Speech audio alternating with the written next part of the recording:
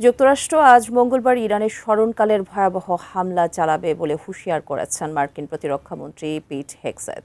এদিকে ইরানের revolutionary guard core এক বিবৃতিতে জানিয়েছে, যুক্তরাষ্ট্র নয়, এই যুদ্ধের সমাপ্তি নির্ধারণ করবে ইরান। অন্যদিকে হরমুজ প্রণালী দখলে নেওয়ার চিন্তাভাবনা করছেন মার্কিন প্রেসিডেন্ট ট্রাম্প। ড্রোন ক্ষেপণাস্ত্রের পাশাপাশি কথা লড়াই অব্যাহত রেখেছে উভয় পক্ষেই। বিস্তারিত ডেস্ক রিপোর্টে। মধ্যপ্রাচ্যের বাতাসে এখন শুধুই বারুদের গন্ধ। যুক্তরাষ্ট্র, ইসরায়েল ও ইরানের হামলা পাল্টা হামলায় ক্ষণে ক্ষণে লাল হয়ে উঠছে রাতের অন্ধকার। মার্কিন প্রতিরক্ষামন্ত্রী পিট হেগসেথ বলেছেন, মঙ্গলবার হবে ইরানের সবচেয়ে তীব্র হামলার দিন। যুক্তরাষ্ট্রের joint chiefs of staff Dan কায়ানকে সঙ্গে নিয়ে ওয়াশিংটনে এক সংবাদ সম্মেলনে তিনি দাবি করেন, ইরান মারাত্মকভাবে পরাজিত হতে যাচ্ছে। Iran stands alone and they are badly losing. On day 10 of Operation Epic Fury, we are winning. Hegseth বলেন, ওয়াশিংটনের উদ্দেশ্য পূরণ হয়েছে।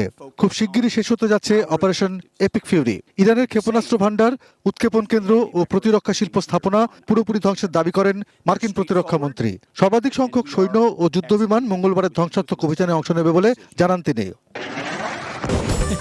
ফিনিশ আপনার ঘরবাড়ি ও আঙ্গিনার সকল কীটপতঙ্গ ধ্বংস করে। ইরানের মধ্যাঞ্চলীয় শহর খেমেইনের একটি স্কুলে মার্কিন ক্ষেপণাস্ত্র আঘাত এনেছে বলে জানিয়েছে দেশটির সংবাদ সংস্থা মেহের নিউজ। এর আগে ইরানের দক্ষিণাঞ্চলীয় শহর মিনাবের একটি বালিকা বিদ্যালয়ে ক্ষেপণাস্ত্র হামলায় অন্তত 170 শিশু নিহত হয়। যুক্তরাষ্ট্র ও ইসরায়েলের হামলা অব্যাহত থাকলে মধ্যপ্রাচ্য থেকে তেল রপ্তানি বন্ধ করে দেওয়ার হুমকি দিয়ে ইরানের Islamic revolutionary guard corps IRGC বলেছে, ইরানই এ যুদ্ধের সমাপ্তি নির্ধারণ করবে। অবশ্য প্রেসিডেন্ট ট্রাম্প হুঁশিয়ারি দিয়েছেন, ইরান যদি হরমুজ প্রণালী দিয়ে তেল সরবরাহ বন্ধ করে দেয় তবে তাদেরকে 20 গুণ বেশি কঠোর হামলার মুখে পড়তে হবে। কৌশলগতভাবে গুরুত্বপূর্ণ হরমুজ প্রণালীটি দখলে নেওয়ার চিন্তাভাবনা করেছেন বলেও উল্লেখ করেন তিনি। ইরানের সঙ্গে যুদ্ধ শুরুর পর সোমবার রাতেই প্রথম রাশিয়ার প্রেসিডেন্ট ভ্লাদিমির পুতিনের সাথে কথা বলেন ট্রাম্প। ফোনালাপে পুতিন দ্রুত যুদ্ধ অবসানে মধ্যস্থতার প্রস্তাব দেন।